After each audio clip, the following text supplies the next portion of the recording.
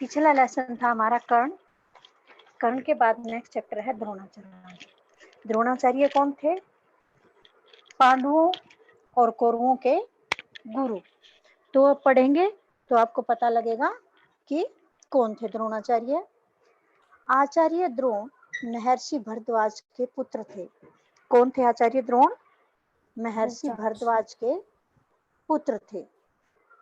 पांचाल नरेश का पुत्र द्रुपद भी द्रोण के साथ ही भरद्वाज आश्रम में शिक्षा पा रहा था। मैम हाँ जी, बीच में मत बोलिए बेटा, बाद में पूछ लेना कोई भी प्रॉब्लम हो तो।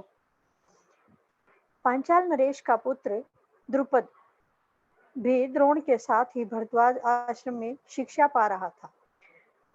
दोनों में गहरी मित्रता थी। कभी कभी राजकुमार द्रुपद उत्साह में आकर द्रोण से यहाँ तक कह देता था कि पांचाल देश का राजा बन जाने पर मैं आधा राज्य तुम्हें दे दूंगा। शिक्षा समाप्त होने पर द्रोणाचार्य ने कृपाचार्य की बहन से ब्याह कर लिया। उससे उनके एक पुत्र हुआ जिसका नाम उन्होंने अश्वत्थामा रखा। द्रोण अपनी पत्नी और पुत्र को बड़ा प्रेम करते थे। क्या था? द्रोणाचार्य कौन थे?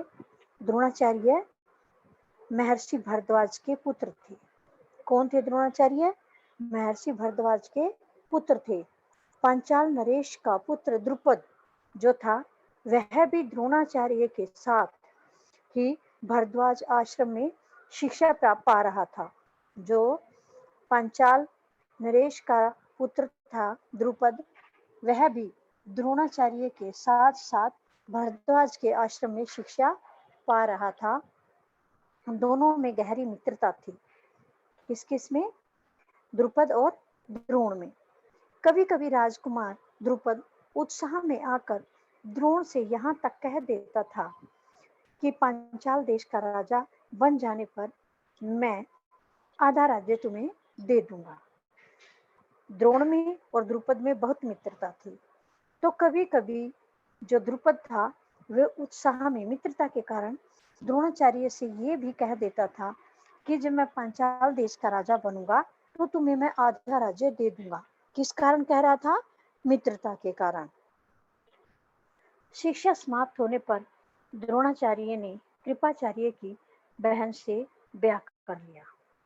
उनकी शिक्षा खत्म हो गई तो उसके बाद द्रोणाचार्य ने कृपाचार्य की बहन से शादी कर ली और उनसे जो पुत्र हुआ उसका नाम रखा गया अश्वत्थामा। द्रोणाचार्य अपनी पत्नी और अपने पुत्र से बहुत अधिक प्रेम करते थे। द्रोण बड़े गरीब थे। वह चाहते थे कि धन प्राप्त किया जाए और अपनी पत्नी व पुत्र के साथ सुख से रहा जाए। उन्हें खबर लगी कि परशुराम अपनी सारी संपत्ति गरीब ब्राह्मणों को बांट रहे हैं, तो भागे भागे उनके पास गए। लेकिन उनके पहुंचने तक परशुराम अपनी सारी संपत्ति वितरित कर चुके थे और वन गमन की तैयारी कर रहे थे। द्रोण को देखकर वह बोले, ब्राह्मण श्रेष्ठ, आपका स्वागत है, पर मेरे पास जो कुछ था वह मैं बांट चुका हूँ। अब यह मेरा शरीर और धनुर्विद्या ही है। बताइए मैं आपके लिए क्या करूं?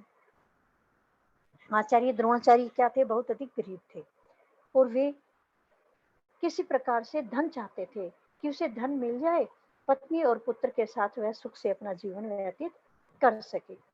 उन्हें एक बार खबर लगी, पता लगा कि परशुराम अपनी सारी संपत्ति गरीब ब्राह्मणों को बांट रहे हैं। तो जो द्रोणाचार्य थे वे भी परशुराम से संपत्ति पाने के लिए भागे भागे उनके वहां गए। जब वो वहां पहुंचे तो उन्होंने देखा कि परशुराम अपनी सारी संपत्ति बांट चुके हैं। अब उन कर रहे हैं। द्रोणाचार्य को देखकर परशुराम ने कहा, ब्राह्मण श्रेष्ठ, आपका मैं स्वागत करता हूँ, लेकिन मेरे पास जो कुछ था वह मैं सब कुछ बांट चुका हूँ। अब मेरे पास कुछ नहीं है। अब तो बस मेरे पास क्या है? मेरा शरीर है और धनुर्विद्या ही है। अब बताइए मैं आपके लिए क्या कर सकता हूँ? तब द्रोण ने उनके द्रोण ने उनसे सारे अस्त्रों के प्रयोग तथा रहस्य सिखाने की प्रार्थना की। परशुराम ने यह प्रार्थना स्वीकार कर ली और द्रोण को धनुर्विद्या की पूरी शिक्षा दे दी। तब द्रोणाचार्य ने उनसे क्या किया? परशुराम से सारे अस्त्रों के प्रयोग करने की और प्रयोग तथा उनका रहस्य सिखाने की प्रार्थना की थी और परशुराम ने उनकी प्रार्थना को स्वीकार करके द्रोणाचार्य को धनुर्विद्या की पूरी शिक्षा प्रदान कर दी। कुछ समय बाद राजकुमार द्रुपद के पिता का देहावसान हो गया और द्रुपद राजगद्दी पर बैठ गया। द्रोणाचार्य को जब द्रुपद के पांचाल देश की राजगद्दी पर बैठने की खबर लगी तो यह सुनकर वह बड़े प्रसन्न हुए और राजा द्रुपद से मिलने पांचाल देश को चल पड़े। उन्हें गुरु के आश्रम में द्रुपद की लड़कपन में की गई बातचीत याद थी। ये भी देगा तो कम से कम कुछ धन तो ही देगा। यह कर द्रोणाचार्य राजा द्रुपद और बोले, ना मैं तुम्हारा मित्र द्रोण। अब क्या हुआ? कुछ के बाद राजकुमार द्रुपद के पिता का देहा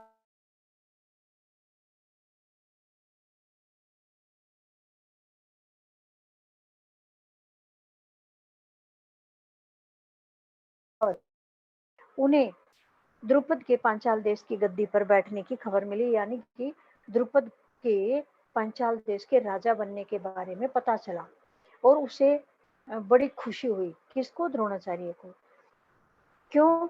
क्योंकि द्रुपद ने बचपन में उन्हें यह कहा था कि जब मैं पांचाल देश का राजा बनूंगा तो तुम्हें आधा राज्य दे दूंगा। इस बात को सोचकर द्रोणाचार्य बहुत ही खुश हुए कि अब जो द्रुपद है वह पांचाल देश के राजा बन गए हैं। तो इसलिए जो द्रोणाचार्य थे वे पांचाल देश के लिए चल पड़े और उन्हें गुरु के आश्रम में जो द्रुपद ने लड़कपन में बचपन में बात की थी वे अभी भी याद थी। कौन सी? कि मैं आधा राज्य दे दूंगा, जब मैं पांचाल देश का राजा बनूंगा तो तुम्हें आधा राज्य दूंगा। तो द्रोणाचार्य को वह बात याद थी। तो द्रोणाचार्य ने सोचा कि मैं पांचाल देश को चलता हूँ। यदि द्रुपद मुझे आधा राज्य न भी देंगे तो कुछ धन तो जरूर ही देंगे, क्योंकि द्रोणाचार्य बहुत गरीब थे। यह आशा लेकर द्रोणाचार्य राजा द्रुपद के पास पहुंच गए और जाकर कहा कि मित्र द्रुपद, मुझे पहचानते तो होगे ना, मैं तुम्हारा द्रोण हूँ। द्रोणाचार्य ने जाकर के द्रुपद को ये कहा। ऐश्वर्य के मद में मत हुए राजा द्रुपद को द्रोणाचार्य का आना बुरा लगा और द्रोण का अपने साथ मित्र का सा व्यवहार करना तो और भी अखरा। वह द्रोण पर गुस्सा हो गया और बोला, ब्राह्मण, तुम्हारा यह व्यवहार सज्जन उचित नहीं है। ऐश्वर्य के मद में, धन दौलत के घमंड में आ गया राजा द्रुपद और उनको द्रोणाचार्य का इस प्रकार से यहाँ आना अच्छा नहीं लगा। और द्रोण जो मित्रता जैसी बातें कर रहे थे वह तो बिल्कुल भी उनको द्रुपद को अच्छी नहीं लगी और वह द्रोण पर गुस्सा हो गए और कहने लगे, हे ब्राह्मण, तुम्हारा यह व्यवहार सज्जनों वाला नहीं है। मुझे मित्र कहकर पुकारने का तुम्हें साहस कैसे हुआ? सिंहासन पर बैठे एक राजा के साथ एक दरिद्र प्रजाजन की मित्रता कभी हुई है? तुम्हारी बुद्धि कितनी कच्ची है। लड़कपन में लाचारी के कारण हम दोनों को जो साथ रहना पड़ा, उसके आधार पर तुम द्रुपद से मित्रता का दावा करने लगे। दरिद्र की धनी के साथ, मूर्ख की विद्वान के साथ और कायर की वीर के साथ मित्रता कहीं हो सकती है? मित्रता बराबरी की हैसियत वालों में ही होती है। जो किसी राज्य का स्वामी न हो वह राजा का मित्र कभी नहीं हो सकता। द्रुपद की इन कठोर गर्वोक्तियों से को सुनकर द्रोणाचार्य बड़े लज्जित हुए और उन्हें क्रोध भी बहुत आया। उन्होंने निश्चय किया कि मैं इस अभिमानी राजा को सबक सिखाऊंगा और बचपन में जो मित्रता की बात हुई थी उसे पूरा करके चैन लूंगा। वह हस्तिनापुर पहुंचे और वहां अपनी पत्नी के भाई कृपाचार्य के यहाँ गुप्त रूप से रहने लगे। क्या हुआ?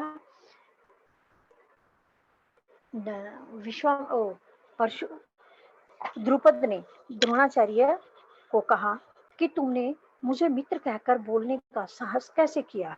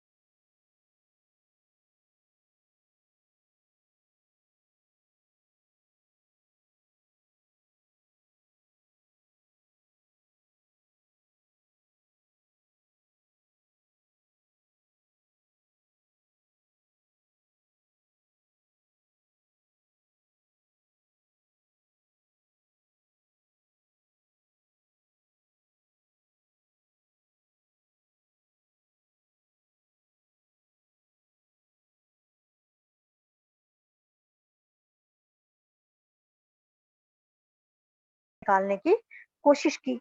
जब वे उसको निकालने की कोशिश कर रहे थे तो उसी समय उनकी अंगूठी भी कुएं में गिर पड़ी। सभी राजकुमार कुएं के चारों ओर झांक-झांक कर देखने लगे कि अंगूठी को कैसे निकाला जाए। लेकिन उनको अंगूठी को निकालने का कोई भी उपाय नहीं सूझ रहा था। उन्हें समझ नहीं आ रहा था कि वे अंगूठी को किस प्रकार से निकालें। एक कृष्ण वर्ण का या सांवले रंग का ब्राह्मण मुस्कुराता हुआ चुपचाप यह सब कुछ देख रहा था। कौन? एक सांवले रंग का ब्राह्मण मुस्कुराता हुआ यह सब कुछ देख रहा था। राजकुमारों को उसका पता नहीं था कि वह कौन है।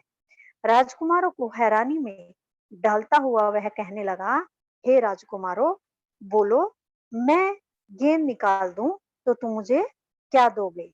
उस सांवले रंग वाले ब्राह्मण ने क्या कहा, हे राजकुमारों, तुम बताओ, यदि मैं तुम्हारी गेंद निकाल करके दे दूंगा तो तुम मुझे क्या दोगे?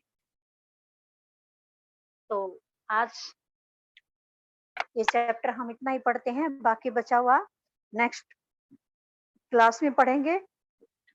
इतना चैप्टर आपको लर्न करना है, रीड करना है और इसके क्वेश्चन आंसर फाइंड आउट करने हैं।